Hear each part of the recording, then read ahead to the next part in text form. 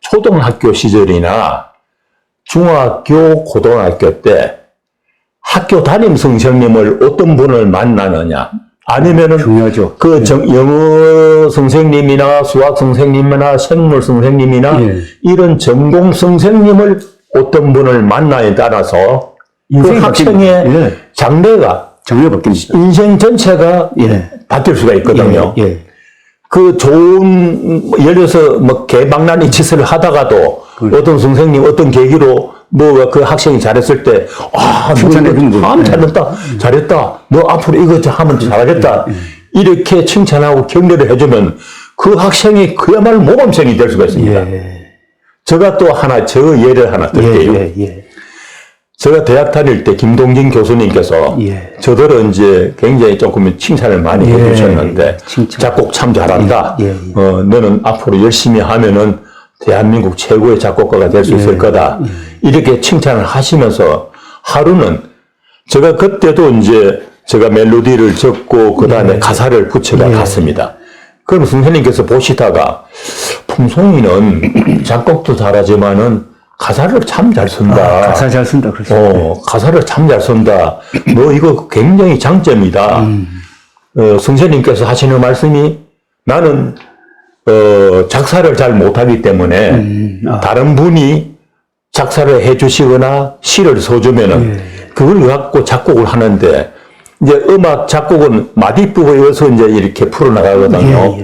그런데 그 가사야 시의 그 음절의 수나 단어 수가 이 멜로디하고 안 맞는 경우가 굉장히 많습니다.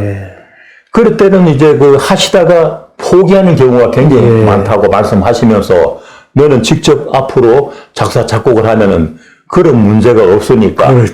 멜로디의 클라이막스, 가사의 클라이막스, 이걸 한데 집중시킬 수도 있고, 너는 앞으로 이게 큰 장점이 될 거다. 열심히 써라. 그렇게 격려를 하시는 통에 그때부터 제가 열심히 작사를 했거든요. 그래서 이제 지금도 제가 정욱이란 이름으로 작사를 하는데, 정욱이란 이름으로 히트를 한 것이 이제 100만 장 넘는 게 몇 개 되면서, 제가 그 당시에 김동진 교수님께서 저더러 그렇게 격려를 해 주신 것이 오늘날 이런 결과가 아닌가, 이런 생각을 하거든요.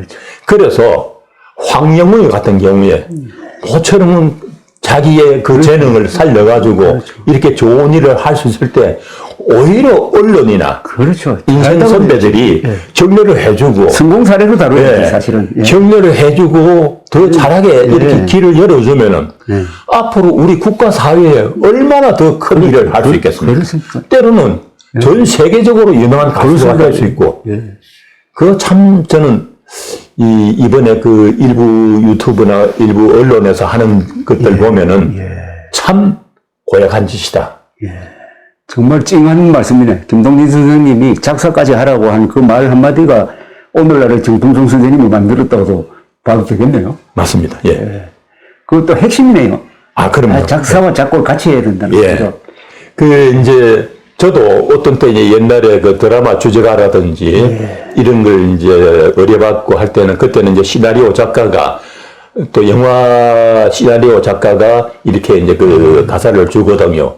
보면은 이제 전혀 이 노래 그 만들 때 마디법하고는 안 맞아가지고 고생할 때가 많습니다. 그러면 저는 이제 그 전화를 해가지고 여기가 전혀 안 맞는데 요렇게 고치면 어떻겠습니까? 의논해가지고 고쳐가 하고 이랬거든요. 그래서 작사를 직접 작곡을 할 수 있다는 거, 그거는 저는 저한테 큰 복이었다, 이런 생각합니다. 지금 저는 황영웅에 대해서 과거에 뭘 했다는 것보다 지금의 황영웅이 가장 중요한데, 아까 사람들이 마음을 사로잡는, 특히 마음이 아픈 사람들의 마음을 사로잡는 그 힘이 어디서 나왔느냐, 그건 역시 황영웅의 인격이나 인생과 관계 있는 거 아닙니까? 이제 황영웅이가 이제 좋은 목소리를 타고났지만은 그동안 대학도 못 가고 공장에서 일을 하면서 얼마나 힘들었겠어요. 그리고 이제 친구들 만날 때마다 어떤 그 자존심이라든지 이런 것도 여러 가지가 있을 거고, 여하튼 그 대학을 못 가고 그렇게 뭐 흔히 말하는 공돌이 흑수저 일을 하면서 여러 가지로 생각하는 게 많았을 겁니다. 그게 이제 그 목소리하고 잘 이렇게 조화를 이루어 가지고 그런 깊은 노래가 되지 않았나. 여하튼간에 제가 이번에 대표님께서 유튜브 올리신 거기에 댓글을 보면서 야, 이런 사람들이 대체적으로 다 공감을 이루었구나, 감동을 받았구나, 위로를 받았구나, 그걸 생각을 깊이 했습니다. 저도 깜짝 놀랐습니다. 저도 이게 뭐 기자 생활하면서 독자들하고 교감하는 기회가 많았지만은 이번처럼 이렇게 절절하고 폭발적이고 또 이렇게 좋은 마음을 가지신 분들이 이렇게 많이 황영웅을 좋아하고 황영웅의 노래로부터 구체적인 어떤 위로, 구체적이라는 것은 뭐 우울증이 나았다든지 뭐 하루 생활이 신나졌다든지 하는 이런 구체적인 걸로 나타난다는 걸 보고 이게 음악 치료가 이게 빈말이 아니구나 하는 걸 느꼈다니까요. 어떤 시를 말이죠. 누가 이렇게 낭독을 했을 때는 잘 울지 않거든요. 그렇죠. 그런데 그걸 멜로디를 달아가지고 음악으로 노래를 했거나 연주했을 때는 사람들이 거기 감동을 해서 눈물을 많이 흘립니다. 그만큼 음악의 힘이라는 건 대단하고요. 조금 전에 이제 대표님께서 말씀하시는 중에 생각이 난 게 아마 대표님께서 기자 생활 하시면서 이렇게 많은 조회, 지금 뭐 아마 수백만 될 겁니다. 그리고 댓글도 수만 개가 될 거고요. 수만 개. 이런 경우는 처음입니다. 그렇습니까? 처음입니다. 처음이 아니라 언론 역사에도 별로 없을 거예요. 근데 지금 조선닷컴에 아주 인기 있는 기사 댓글이 달린 거 보면 300개, 400개거든요. 그렇습니까? 제가 올리는 동영상은 많은 거는 댓글이 3,000개. 맞습니다. 이렇게 나와요. 아무리 적어도 1,000개 이상이 나오는데 그게 뭐 한 줄, 두 줄이 아니라 어떤 댓글은 편지 한 장이고 수필입니다. 그냥. 맞습니다. 자신의 또 인생 고백이고 그게 다 어디서 만들어졌느냐. 황영웅의 노래를 매개로 해가지고 이런 현상이 만들어진 거예요.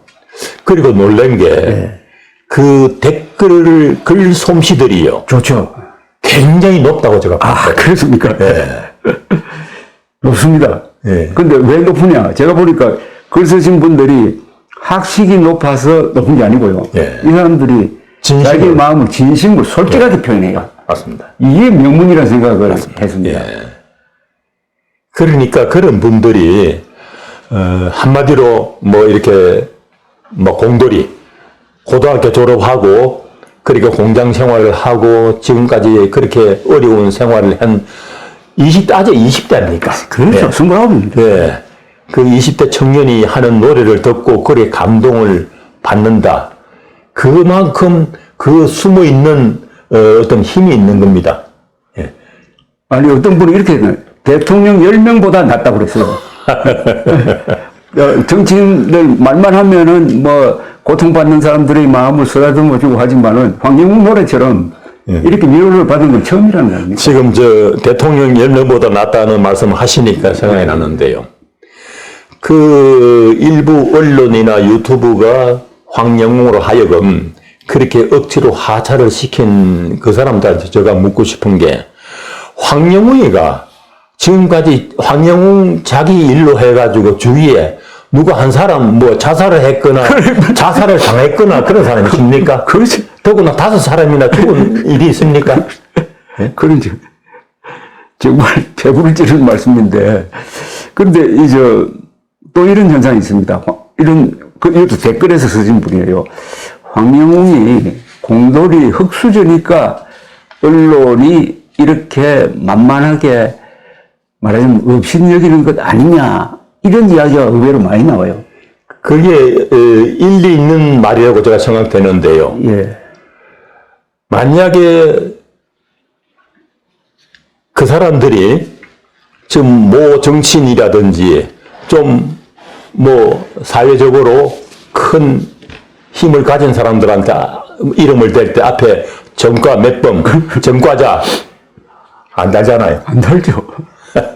그러니까 지금 IMBC라는 이 매체는 MBC의 인터넷판인데 3월 3일에 정과자 황영웅 갱생 실패라고 했습니다. 그리고 또 이런 걸 했어요. 그 며칠 뒤에 기사를 내가 검색을 해보니까 김갑수라는 사람이 평론가인데 예. 나와서 황영웅을 변호하는 말을 했다고 하면서 이 기자가 IMBC 기자가 김갑수를 막 비판하는 거예요. 그러면서 뭐라고 하는지 아십니까? 황영웅을 좋아하는 사람은 그냥 트로트를 사랑하는 무지한 노인들의 아둔한 팬심이다. 무지한 노인들의 아둔한 팬심이다라고 기자가 황영웅을 비판하는데 그치지 않고 황영웅을 좋아하는 사람, 옹호하는 사람까지 이렇게 비판해요. 그거는요, 그렇게 비판을 당한 분들이, 예. 예를 들어서 집단으로, 명예훼손으로 고발을 하거나 고소를 하면요, 그럼 예. 걸리게 됩니다. 예. 그러니까 지금 제가 말씀드리고 싶은 것은 우리 사회에 아직도 이 가수를 뭔가 낮춰보고 가수에 대해서는 무자비한 비판을 해도 법적 제재를 받지 않는다는 이런 풍조가 아직도 이 언론계에 있는 거 아닐까요? 그것도 일부 작용했을 겁니다. 그리고 제가요, 또 한 가지 이번에 아쉽게 생각하는 것은, 그 불타는 트롯의 마지막 결선에서 그 손태진이라는 친구가 우승을 했잖아요. 우승을 했는데, 저는 볼 때 손태진이라는 그 친구도 충분히 1등을 할 수 있는 실력이 있더라고요. 그렇습니다. 목소리도 좋고, 예. 또 대한민국 최고의 대학에서 성악 공부를 정식으로 뭐 했으니까, 뭐 들어보니까 발성이라든지 음감이라든지 여러 가지가 뛰어납니다. 그래서 충분히 1등을 할 수 있는데, 만약에 그 손태진이라는 친구하고 황영웅이가 결선에서 대결했더라면 그냥 하차하지 않고 대결을 했더라면은 정말 보기 좋은 불꽃 튀는 경연이 됐을 겁니다. 멋진 무대가 되죠. 그럼 물론 당연히 시청률도 더 올라갔을 거고. 그렇죠. 그게뿐 아니고 그 상대 TV 조선의 그 미스터 트롯 거기에도 어떤 면에서는 더 보탬이 됐을 겁니다. 저는 그렇게 생각하거든요. 그래서 참 그 실력 있는 두 사람이 경연을 못 벌린 거 마지막에 아쉽습니다. 그게 참 아쉬워요. 예, 이 윈윈이 될 수 있고. 그럼요. 제로섬 게임이 아니고 말하자면 블루오션이 될 수 있었는데 예. 다 좋은. 근데 이게 가만 보니까 이 황영웅이 MBN을 통해서 너무 뜨는 걸 시기하는 언론 매체가 있는 것 같더라고요. 그런데 황영웅을 내려앉혀버리면 자기한테 뭐 덕이 될 줄 알았는데 덕이 안 돼요. 아니죠. 그야말로 이런 걸 생각할 수 있습니다.